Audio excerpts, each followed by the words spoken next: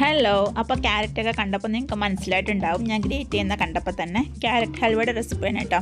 അപ്പോൾ ഇത് നോർത്തിൽ കിട്ടണ സെയിം റെസിപ്പിയാണ്. അപ്പം ഇത് നമ്മുടെ നാട്ടിൽ പല രീതിയിലും ചെയ്യുന്നുണ്ട്. പക്ഷേ നോർത്തുകാരെങ്ങനെയാണ് ചെയ്യുന്നതെന്ന് വെച്ചാൽ അത് ഞാൻ കാണിച്ചു തരാം. അപ്പം ഞാൻ 2 കിലോ ക്യാരറ്റ് മേടിച്ചിട്ടുണ്ട്. ഇത് ഹൽവ ഉണ്ടാക്കുന്ന ക്യാരറ്റാണ് കേട്ടോ. ഇനിയിപ്പോൾ ഇത് കിട്ടില്ല എന്ന് വെച്ചിട്ട് നമ്മുടെ നാട്ടിൽ കിട്ടണ സാധാ ക്യാരറ്റിലും ചെയ്യാൻ പറ്റും.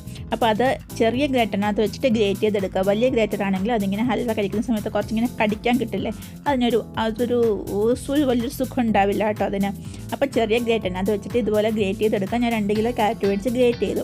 എന്നിട്ട് അടി കട്ടിയുള്ള ഒരു പാത്രത്തിൽ എടുക്കുക കേട്ടോ.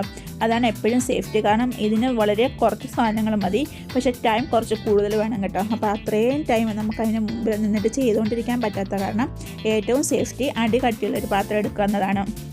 അപ്പം നോർത്തുകാർ ചെയ്യുമ്പം അതിങ്ങനെ പാലൊഴിച്ചിട്ട് തന്നെ ഇങ്ങനെ വറ്റിച്ചെടുക്കലാണ് കേട്ടോ അവർ ചെയ്യാറ്. അല്ലാതെ ഇങ്ങനെ വഴറ്റിയെടുക്കലോ അല്ലെങ്കിൽ ഇങ്ങനെ വേവിച്ചിട്ട് മിക്സിയിൽ അടിച്ചെടുക്കലോ അങ്ങനെയുള്ള ഒരു പരിപാടിയില്ല അവർക്ക്. അവരിങ്ങനെ പാലൊഴിച്ചിട്ട് ഇതിങ്ങനെ പാല് വറ്റി വരുന്നതിന് കോവേ നമ്മൾ പറയും, അതാണ് കേട്ടോ അവരുടെ പാകം. അപ്പം ഞാൻ ഇപ്പോൾ 1.5 ലിറ്റർ പാൽ ഒഴിച്ചുള്ളൂ. അപ്പം 1 ലിറ്റർ പാലൊഴിച്ചിട്ട് ആദ്യം ഒരു കുറച്ച് സമയം നമ്മളൊന്ന് ഇളക്കി കൊടുക്കണം, അതിങ്ങനെ തിളച്ച് മറിഞ്ഞ് പോവാതിരിക്കാൻ വേണ്ടിയിട്ട്.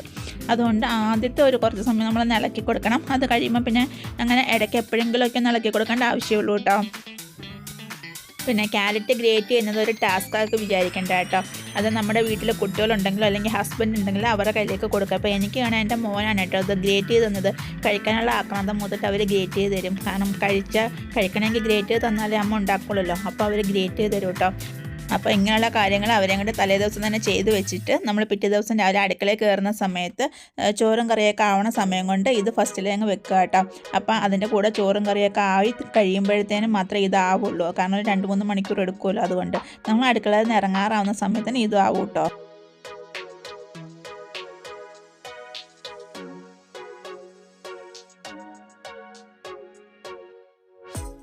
ഇത് കുറച്ചൊന്ന് വറ്റി കഴിയുമ്പം ഇതേപോലെ ഞാനൊരു 250 ml കപ്പിൽ 1 കപ്പ് പഞ്ചസാര എടുത്ത് വെച്ചിട്ടുണ്ട്. ഇത് അത്യാവശ്യം നല്ല മധുരം ഉണ്ട് കേട്ടോ. അപ്പോൾ ഇത്രയും മധുരം വേണ്ടാന്നുണ്ടെങ്കിൽ കുറച്ചിട്ടാൽ മതി. ഇപ്പോൾ ഇതൊന്ന് വറ്റി വന്നിട്ടുണ്ട് കുറച്ച്. അപ്പോൾ ഇതിങ്ങനെ എടുത്ത് നമ്മൾ നോക്കുമ്പം കണ്ടില്ല, അത് വെന്ത് നല്ല സോഫ്റ്റ് ആയിട്ട് ഇരിക്കുന്നുണ്ട്.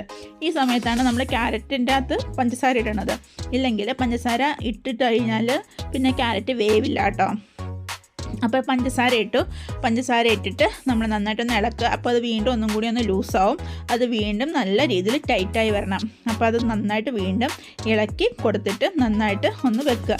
എന്നിട്ട് അത് വീണ്ടും തിളച്ച് അത് ചെറുതായിട്ടൊന്ന്, അപ്പോൾ അത് കുറച്ചും കൂടി ഒന്ന് വറ്റി വന്നിട്ടുണ്ട്. ഈ സമയമാകുമ്പോഴേക്കും നമ്മൾ കുറച്ച് ഏലക്ക എടുത്ത് വെച്ചിട്ടുണ്ട്. ഒരു 8-10 ഏലക്കയുണ്ട്. അതിലേക്ക് ഒരു 2 സ്പൂൺ പഞ്ചസാരയും കൂടി ഇട്ടിട്ട് ഒന്ന് ബ്ലെൻഡറിനകത്ത് ഇട്ടിട്ട് ഞാനൊന്ന് പൊടിച്ചെടുക്കുകയാണ് കേട്ടോ. ഇത് വേണമെങ്കിൽ ഇതിൻ്റെ അരി മാത്രം എടുത്താലും മതി. ഞാനിപ്പോൾ അത് മൊത്തത്തിൽ എടുത്തുന്നേ ഉള്ളൂ കേട്ടോ. അത് നിങ്ങളുടെ ഇഷ്ടം. അപ്പോൾ ഞാൻ അതിൻ്റെ കൂടെ 2 സ്പൂൺ പഞ്ചസാര ഇട്ടിട്ട് നന്നായിട്ടൊന്ന് പൊടിച്ചെടുത്ത് മാറ്റി വെക്കുന്നുണ്ട്.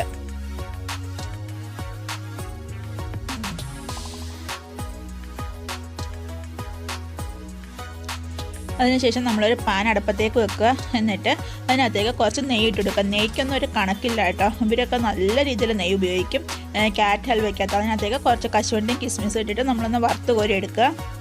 എന്നിട്ട് നമുക്ക് എത്ര നെയ്യ് ആവശ്യമുണ്ടോ അത്രയും നെയ്യ് ഒഴിച്ച്, കുറച്ച് നെയ്യ് കൂടുതലിരിക്കുന്നതാണ് കേട്ടോ ടേസ്റ്റ്. ആക്ച്വലി ഞാൻ ഇത് കൂടാതെ തന്നെ കുറച്ച് നെയ്യ് ഒഴിച്ചിട്ടുണ്ടായിരുന്നു കേട്ടോ. അത് വീഡിയോയിൽ കിട്ടിയില്ല. അപ്പം ഇത് കൂടാതെ കുറച്ച് നെയ്യും കൂടി ഒഴിച്ചു കൊടുക്കണം കേട്ടോ. അപ്പം ഞാൻ ഇതുപോലെ അണ്ടിപ്പരിപ്പും കിസ്മിസും ഞാനൊന്ന് വറുത്ത് കോരി ഇട്ടിട്ടുണ്ട്. എന്നിട്ട് ആ നെയ്യിൽ കിടന്നിട്ട് അത് വീണ്ടും നന്നായിട്ട് വറ്റി വരും. അപ്പോൾ ഈ നെയ്യും കൂടി ഉള്ളത് കാരണം അത് അടുക്കി പിടിക്കില്ല കേട്ടോ. അതിങ്ങനെ വിട്ട് വരുന്ന ഒരു പാകം വരെ ആവും. ആ സമയം വരെ നമുക്കൊന്ന് വെയിറ്റ് ചെയ്യണം. അത് കുറച്ചും കൂടി ഒന്ന് വറ്റി വന്നിട്ടുണ്ട് നമ്മുടെ ക്യാരറ്റ് ഹൽവ. അപ്പം നമ്മൾ പൊടിച്ച് വെച്ചിരിക്കുന്ന ഏലക്കാപ്പൊടി അതിനകത്ത് ചേർത്ത് കൊടുത്തിട്ട് വീണ്ടും ഒന്നും കൂടി ഒന്ന് ഇളക്കി വെക്കുക കേട്ടോ.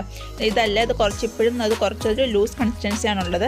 നമുക്ക് കുറച്ചും കൂടി ടൈറ്റായി വരണം കേട്ടോ. കുറച്ചും കൂടി ടൈറ്റായിട്ട് പാൽ ഒട്ടും നമുക്ക് കാണാൻ കഴിയില്ല. അതുവരെ നമുക്കതൊന്ന് വറ്റിച്ചെടുക്കണം. അപ്പോൾ നമുക്കൊന്ന് വെയിറ്റ് ചെയ്യാം. കുറച്ച് നേരം കൂടി കഴിഞ്ഞപ്പം അത് കണ്ടില്ലേ, അടിക്ക് പാലൊന്നും ഇല്ലാണ്ട് നന്നായിട്ട് വിട്ട് വരുന്നൊരു പാകമായിട്ടുണ്ട്. ഈ സമയത്ത് നമുക്ക് അതിനകത്ത് ആ ഷുഗറിൻ്റെ ടേസ്റ്റ് ഒന്ന് ബാലൻസ് ചെയ്യാൻ വേണ്ടിയിട്ട് കുറച്ച് ഉപ്പും കൂടി ഇട്ട് കൊടുക്കുന്നുണ്ട്. എന്നിട്ട് അത് വീണ്ടും നന്നായിട്ടൊന്ന് ഇളക്കി നമുക്ക് സ്റ്റൗ ഓഫാക്കി വെക്കാം കേട്ടോ. അപ്പോൾ ഇങ്ങനെയാണ് കേട്ടോ നോർത്തുകാർ ക്യാരറ്റ് ഹൽവ ഉണ്ടാക്കുന്നത്. വളരെ കുറച്ച് സാധനങ്ങൾ മതി, പക്ഷേ ടൈം മാത്രമേ ഉള്ളൂ നമുക്ക് വിഷയമായിട്ടുള്ളത്. പക്ഷേ നല്ല ടേസ്റ്റ് ആയിട്ടുള്ള ക്യാരറ്റ് ഹൽവ നമുക്ക് കഴിക്കാൻ പറ്റും കേട്ടോ. അപ്പോൾ കുറച്ച് കാര്യങ്ങൾ നമ്മൾ തലേ ദിവസം തന്നെ ചെയ്ത് വെച്ചിട്ടുണ്ടെങ്കിൽ രാവിലെ നമ്മൾ കിച്ചണിൽ കയറുന്ന സമയത്ത് തന്നെ നമുക്ക് അതിൻ്റെ കൂടെ തന്നെ ചെയ്യാൻ പറ്റും കേട്ടോ. അപ്പോൾ ഇന്നത്തെ എൻ്റെ റെസിപ്പി ഇത്രയേ ഉള്ളൂ. അപ്പോൾ ഞാനത് സെർവിങ് ബോളിനകത്തേക്ക് മാറ്റുകയാണ്. അപ്പോൾ നിങ്ങൾക്ക് എൻ്റെ റെസിപ്പി ഇഷ്ടപ്പെട്ടിട്ടുണ്ടെങ്കിൽ ലൈക്ക് ചെയ്യുക, ഷെയർ ചെയ്യുക, സബ്സ്ക്രൈബ് ചെയ്യുക.